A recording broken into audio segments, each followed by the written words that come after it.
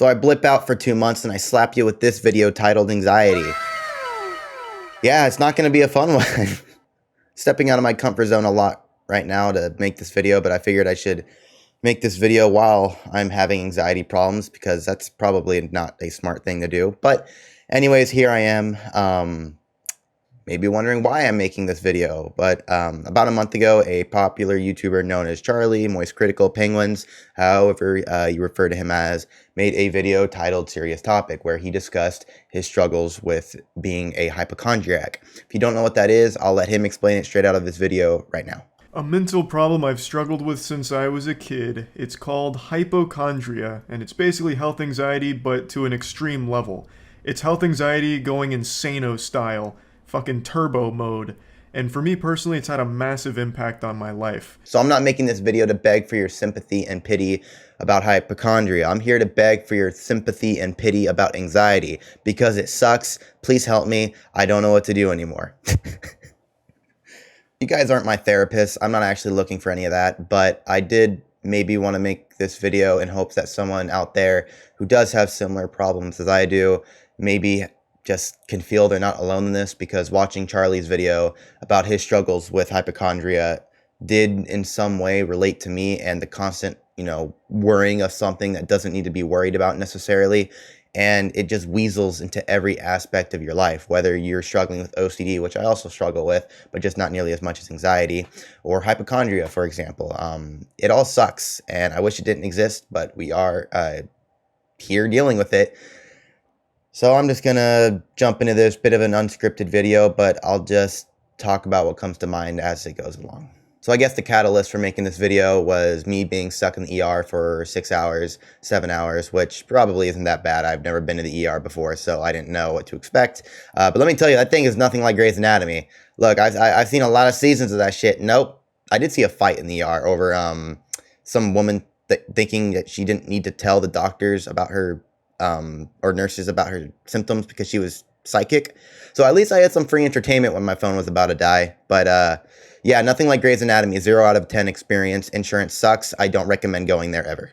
I mean, in retrospect, the ER is closer to Game of Thrones than it is Grey's Anatomy. You either play the game of ER or you die. So anyways, what caused me to go to the ER? For those of you who may not know, I work over in Galaxy's Edge at Disneyland. It's one of the best jobs I've ever had. I absolutely love it over there. The vibe is great. The cast members, the crew members, they're all great. Only person I have beef with is Hondo because he doesn't pay us and it sucks. So, going to the ER without any credits, great experience. 10 out of 10. This effort is no longer profitable. So I bring this up because I do a lot of talking with guests and travelers over on Batuu, and it's probably one of my favorite aspects of the job. It's really fun to mess around and be in character with other people. But it also isn't great when you deal with anxiety and you're trying your absolute best to stay in character, but all you can focus on is not dying and worrying about if you're about to have a heart attack or not. And I get a lot of anxiety attacks. It got to a point where it was daily, and it's about every other day now. But last week I was in the main hold, which is where you're inside the Falcon, where you have the Dejarg table and stuff. And I'm giving guests their positions, telling them what they need to do to fly the Falcon, and which no one ever listens, and they crash anyway. So, there's no point in doing that anymore. But I was giving my normal spiel, and I just felt like I was existing. I knew I was talking to somebody, but I didn't know why. My heart was pounding and fluttering. My left arm started to hurt. I was freaking out because my grandma died of a heart attack. High blood pressure runs, rampant in my family on my dad's side. And I just, for some reason, just started thinking I was having a heart attack, which is really peculiar for me because I wasn't feeling anxious. Usually when I have an anxiety attack or a panic attack, I feel like I'm having a heart attack, but I still have that sense of realization that it's just anxiety. I felt this way before. Calm down, take a deep breath. But it's really hard to do that when you're talking to someone on the job and you can't just walk away, because then it ruins the flow for everybody and you don't want to make it awkward in front of the guests. So I ended up leaving work early and going to the ER. Wasn't a heart attack, but it wasn't a panic attack or anxiety attack. They actually don't know what was wrong. I had to wear a heart monitor for 24 hours. I have to get an ultrasound of my heart. They found that I have arrhythmia, not necessarily a bad thing. And then the right side of my heart has an incomplete right bundle branch blockage or something like that, which basically means something in the right side of my heart isn't receiving electrical signals properly, and it's putting blood on the left side of my heart before the right, which also isn't necessarily a bad thing. So they don't know what's going on. It's wonderful. So yeah, that was the catalyst of why I ended up going to the ER. So I'm glad I went to the ER. It was definitely something that terrified me, and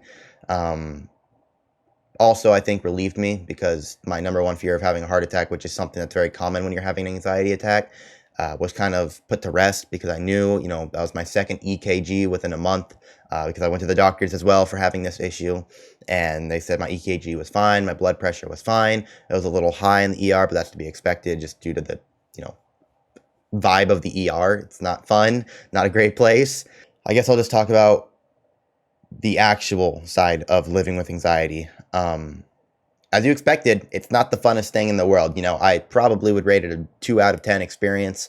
I would give it a 0 out of 10 easily, but it does force you to go to the doctors and get checked out. So there is that side, or positive side effect to that. But that's basically it. Other than that, it can go to hell. Or maybe I'll go to hell, because maybe I'll actually die of a heart attack one day, and I'll be like, nah, it's just the boy who cried wolf. It's just an anxiety attack, and then I'll just straight up get yeeted to hell. So, probably not the best thing to say. It's gonna, be boy who cried wolf, or the heart who cried wolf.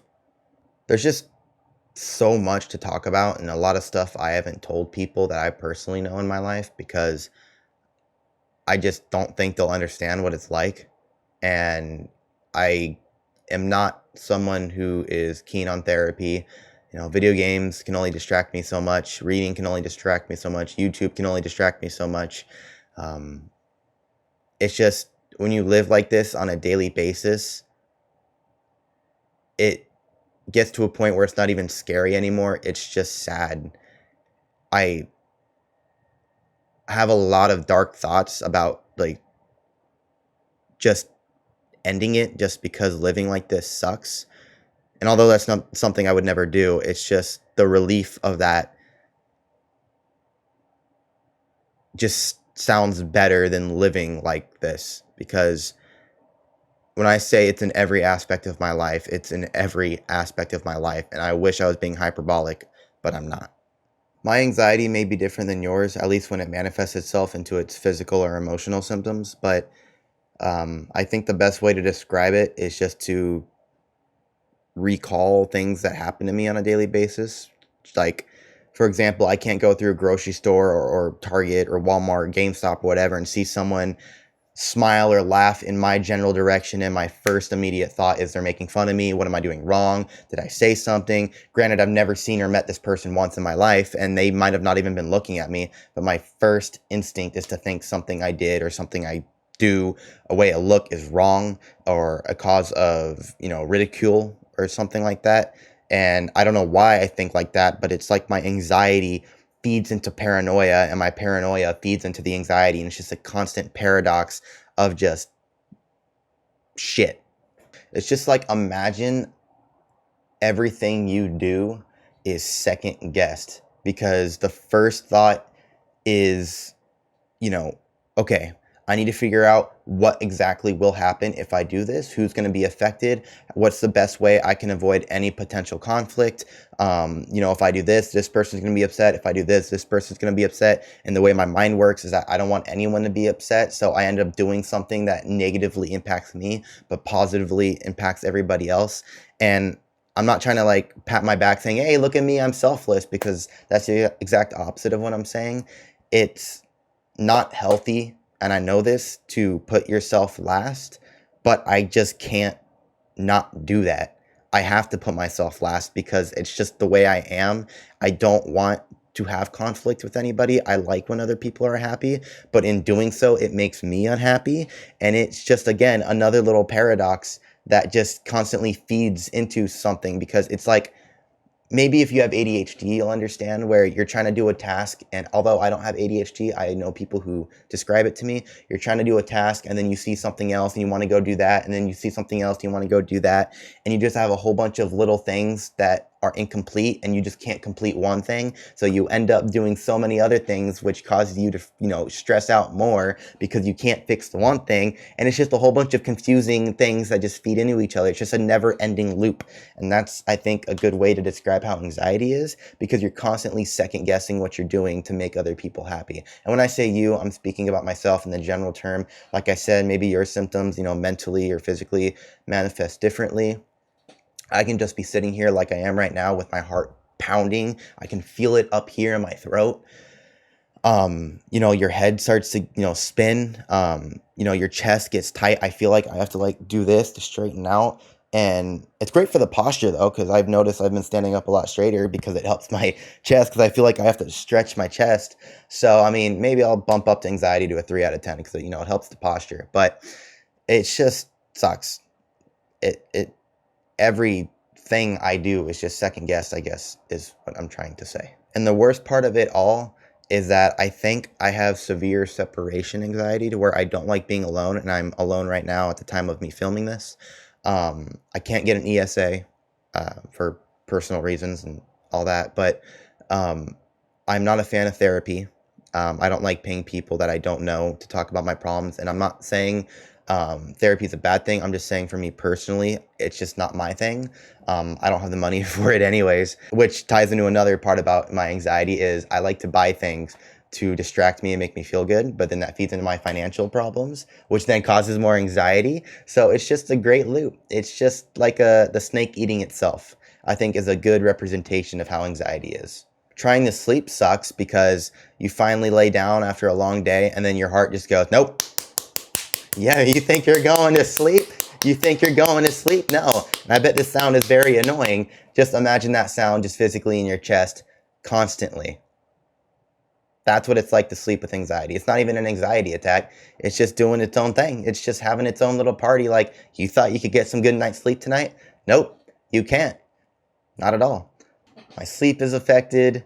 My, you know, day-to-day social life is affected. I can't even go to like a store without feeling anxious for whatever reason. I can't go to work without feeling anxious, although work really does help a lot. It's a good distraction. I like going to work when I'm feeling anxious because it does help. Therapy is not my thing. I've tried smoking weed to help, but it makes my anxiety worse because my body is like, oh, I've never felt this way before. What the heck? So that doesn't even help. So I don't do that anymore. I tried it once or twice. I did not. It's not my thing. I don't ever want to end my life or anything, but it's those thoughts that also give me anxiety. You see the issue here? It's just no matter what I do, I can't live like normally. It sucks, and I don't know what to do. I don't, and I guess maybe that's why I'm talking to a camera right now, but maybe you feel the same way. I can't. It's great because I have so many things I want to say, but because I have so many things I want to say and share, I can't formulate that into words because it's a feeling that's hard to describe. And the best way to do it is through metaphors or things that's actually happened. And I'm sorry if I'm talking in loops right now, but I'm currently having anxiety. So maybe me making this video is second guess. I don't know, but it's just a lot of overthinking. Anxiety is like overthinking on steroids, at least for me, outside of my physical manifestations of it. That's a whole nother issue on its own. I have anxiety and anxiety attacks so much, I just don't even look like I'm having an anxiety attack anymore. I've had anxiety attacks since I was a kid. I remember having one on my birthday a long time ago at Dave & Buster's. Here is an example of me in a video you may have already seen of me having a panic attack or an anxiety attack. Oh, it's just like the opening of A New Hope, dude. Yes. And the music too. Obi-Wan's gonna have to save everyone on board, so he's gonna want to fight Vader, which is gonna lead to the... Oh my god, dude. We'll head for Tessie. Hey, it's a good theory. More than we have. It doesn't look like anything's happening, but I promise you something is. And the reason I didn't stop recording is because you can't redo reaction videos for obvious reasons. Otherwise, it's fake. And I was so invested in the show, I was just thinking if I just get to this Darth Vader, Obi-Wan fight, I'll be so invested in it, I'll forget about it, which did end up happening. I was so invested in the show that it helped, which is why I didn't stop recording. But that is what an anxiety attack looks like for me. You probably won't even know I'm having an anxiety attack unless I was telling you I was, like I am now. Although I'm not having an anxiety attack right now. I'm just feeling really anxious, which is why I think recording right now is the right time to do it. So yeah, I'm not trying to gain sympathy or pity from this video. I'm just trying to maybe show what anxiety can look like or what it feels like and try to explain why I've been gone for the last 2 months, because making videos also is a huge source of my anxiety, which sucks because it's also something that brings me a lot of joy and satisfaction.